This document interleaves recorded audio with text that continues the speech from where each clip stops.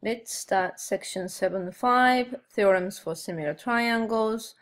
So we did AA similarity postulate in 7.4, right? And now we're going to do SAS and SSS similarity theorems. These are theorems, and objective 2 is using these theorems to solve problem related to similar triangles. Okay, so let's start with warm-up. So similarity is not just for triangles, even though this section is related to triangles.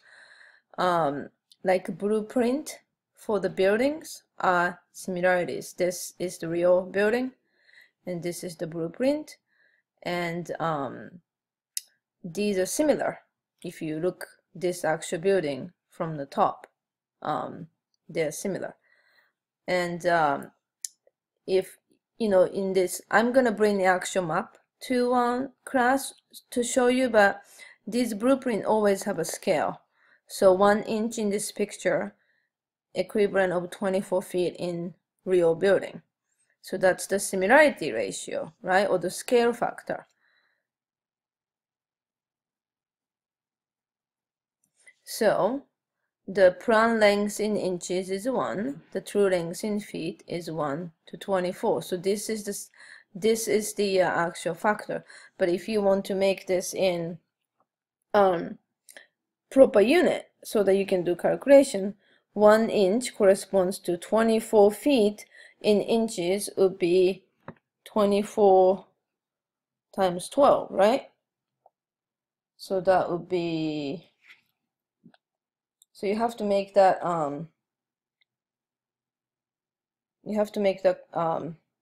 conversion. So that's 24 times 12 is 288. 1 inch corresponds to 288 inches and so forth. So you have to pay attention to what units they are in. In some problems, in these 2, 3, and 4 problems, I don't think you need to, but let's just work on a couple of them. Okay, so rug measures 9 feet by 7.5 feet. What would its dimension be on the floor plan? Would it fit in the northeast sitting room? So that's the sitting room. Okay, so the 9 feet is going to be, so the 9 over 24, right? 9 feet in real scale is going to be x feet in 1 inch, right? So this is the scale. 1 corresponds to 24, 9 corresponds to x. So then 24x equal 9. X is 9 over 24, which is 3 over 8 inches. In this case, in inches. So 3/8 of an inch is the in the scale, and then 7.5 is 215, right? 215, or I guess for the calculation purposes, just use 7.5. 7.5 over 24 equal x over 1. So 24x is 7.5. X is 7.5 over 24. So let's see, is that going to be a whole number? Let's see, 7.5 divided by 24 is 1/8 of an inch. 1/8. Okay, 1/8. So this is 1/8. 1 inch. They pick these numbers so that it become easy to measure. So let's see if it fits in here. So 3/8 northeast sitting. So this is an eighth, right? 1, 2, 3. 3/8 is going to be around here, and then so let's just mark here. So if this is an eighth, then you would fit it. And yes, it's over 1/8 of an inch, so it will fit this way, the rug, like that. You see, I don't know if you can see, but it will fit this way. Okay, so you should be able to do this kind of problems. If a new floor plan is drawn with a scale of 1 inch to 10 feet, how many times longer is each line segment on the new plan that is corresponding segment of the plan shown. Okay, so 1 inch was 24 feet in here. Now 1 inch is 10 feet, means that this is going to be a lot bigger blueprint, right?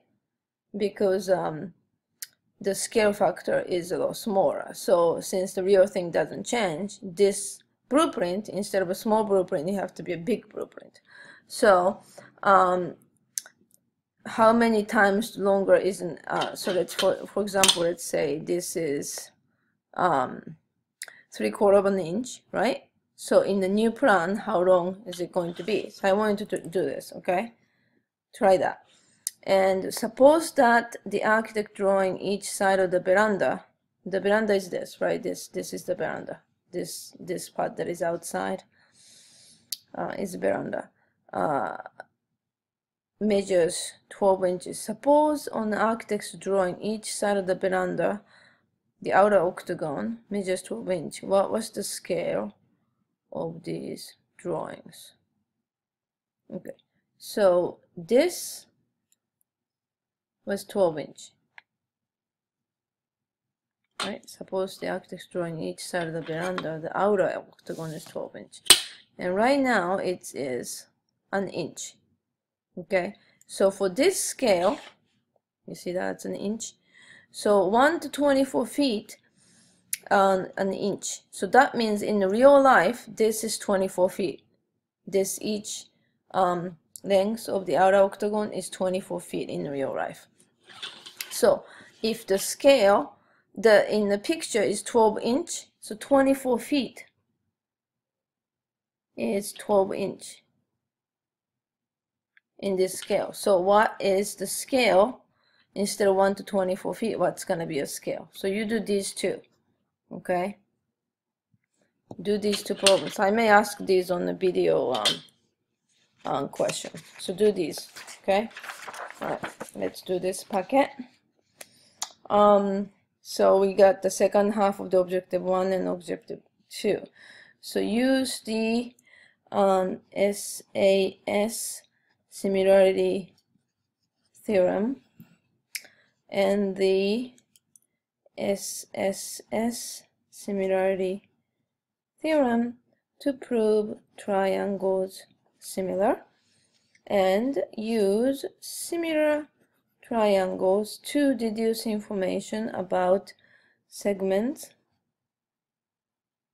or angles.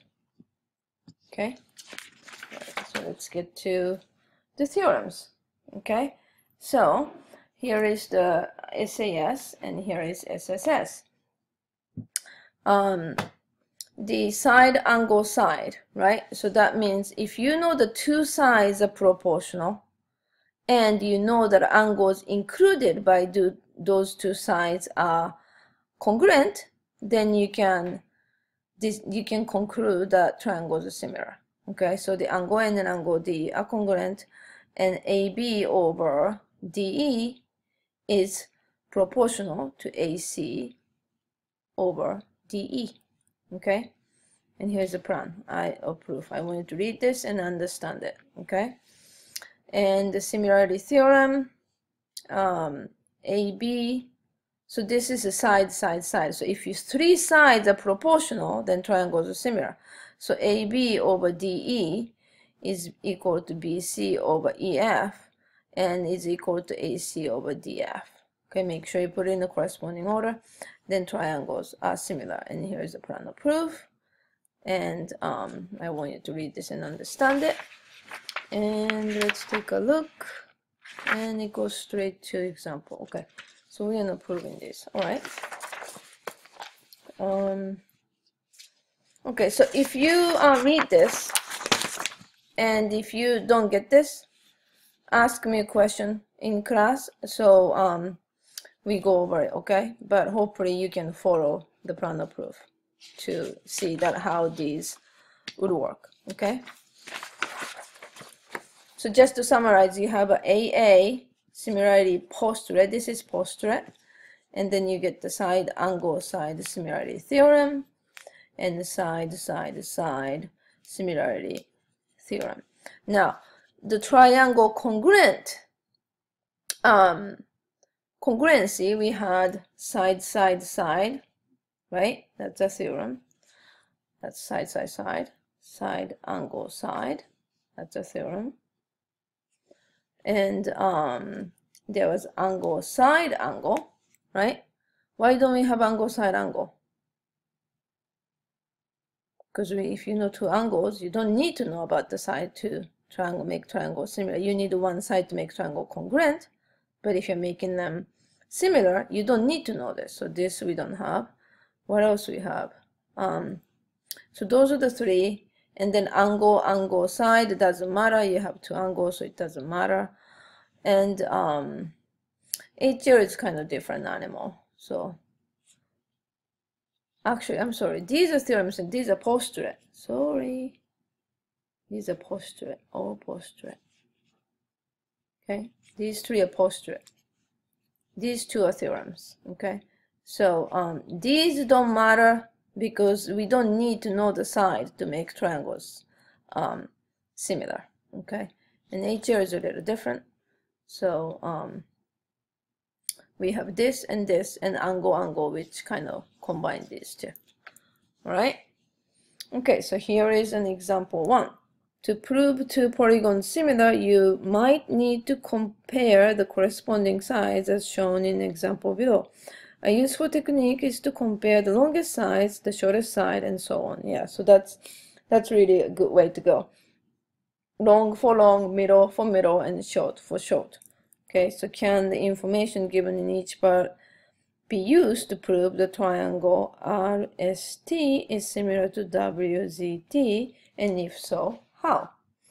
All right, so the first problem we have is RS is 18 and ST is 15 and RT is 10. So we know the three sides of the bigger triangle. WT is 6 and ZT right here is 9 and WZ is 10.8. Okay, so we don't know anything about angles, but we know the three sides. So if these are all proportional, then we can conclude that these are similar by side, side, side similarity theorem. So let's check. So long to long, right? Long to long, middle to middle, question mark. 9 to 15, question mark, short to short. Okay? So, and if you check this, these are clearly equivalent, right? You can see that because, well, actually, let's do this. So you divide this 3 over 5, and this is 3 over 5. And you want to, so this is 18. So make this, well, I guess the quickest way is just to get the fraction to see if they are equivalent. So 10.8 divided by 18 is 0.6, and 3 divided by 5 is also 0.6. Okay, so these are all equivalent, and therefore the triangles are similar. Okay, so this is true for A. Okay, B. Angle 1 and angle 2 are congruent, and so we don't need this information anymore for this one. That's just for the A. Okay, and WZ to RS equal TZ to TS. Okay, so the side that you know is this and this, and these are not included angles, right?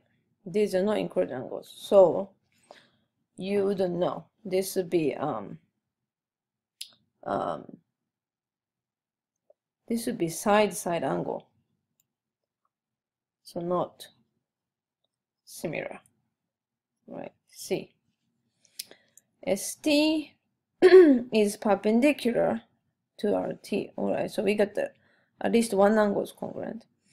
And ST is 32 and SZ is 8. So this is 32, and if this is 8, this is 24. And RT is 20 and WT is 15. Okay, so at least you have information for side, angle, side, right? So now if these are proportional, then triangles are similar. So let's compare. 24 over 32 equal 15 over 20, right? Long for long, long for long, small to big, small to big. All right. So again, I guess the quickest way is to check the decimals in the calculator. Then 32 is 0.75 and 15 divided by 20 is 0.75. So these are similar by side angle side similarity theorem. Okay. So I let you use the decimals here, I guess. I can make you these equivalent, but then I think it's unnecessary time-consuming thing that you have to do. This case, I approve use of decimals just to see if the proportions are equivalent. Okay. All right. So here is a practice problem. So let's do some of these and assign some of these, and we'll be done. So we have 2 more pages to go. All right. Can the 2 triangles shown be proven similar? If so, state the similarity and tell which similarity posterior theorem you'd use. So you should definitely do odds for homework. Okay. And maybe we do 4 and 6. So 4 and 6. This looks too easy. All right. So this one, so we have one side and 2 sides. And the only thing we know is that these are congruent, but we don't have enough information to know if these are parallel, so we cannot know any other angles. And the sides that we know are not including these angles. We need to know if these are congruent, but we don't know that, so this is not similar. Right? All right, this one. We know the 3 sides. But here, the tricky part is to know which order it goes, right? So you have to go short to short. No, actually, yeah, that's the shortest, right? Shortest to shortest, middle to middle, and long to long. So that's why you have to set up.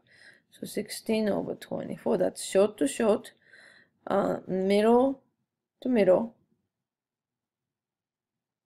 and long to long. Okay, so again, let's just use a calculator.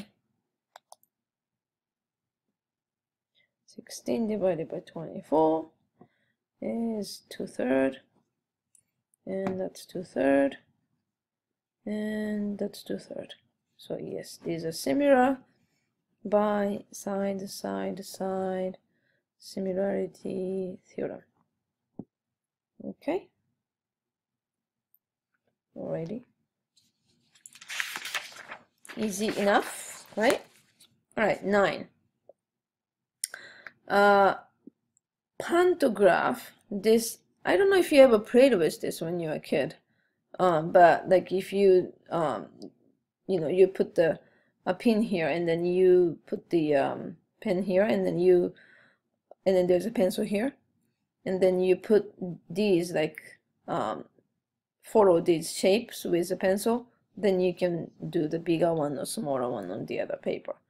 The pantograph is a tool for enlarging or reducing maps and drawings. So before the computer, this is what people used to make a scale on a blueprint and so forth. 4 bars are pinned together, A, B, C, D, so that quadrilateral ABCD is a parallelogram. And point P, D, and E lie on the line. P, D, E is collinear, right? And the point P is fixed to a drawing board. So this is like a pin down, so it can move. To enlarge a figure, the artist inserts a stylus D, a pen or pencil, and E. The guide the stylus so that it traces the original. As D moves, the angles of parallelogram change, but P, D, and E remain collinear. And suppose that PA is 3 units and AB is 7 units. So PA is 3 and AB is 7 units. Okay. All right. And explain why triangle PBE is parallel to PAD. So these two triangles are similar. Okay. So this is parallelogram, right? So these are parallel. And this angle is shared, right? And these angles have to be congruent by corresponding angles. So this is angle, similarly posterior. See that? Right. What is the ratio of PB to PA? PB to PA is 10 to 3. Right? 7 and 3, right? Is that, yeah, PA and AB, yeah, so 10 to 3. And what is the ratio of PE? PE to PD. PE to PD. Since triangles are similar, the ratio have to be the same. So it have to be 10 to 3. Right? Now, what is the ratio of the butterfly's wingspan? E to E dash in enlarged to the to the wingspan of D to D dash in the original. So so this is enlarged, right? And these are similar figures, right? And if you are making these the 10 to 3, then this have to be 10 to 3 as well. And also this is 3, and this is 10, this is 3, and this is 10. Okay? Right, I think that's it. Make sure you do the survey.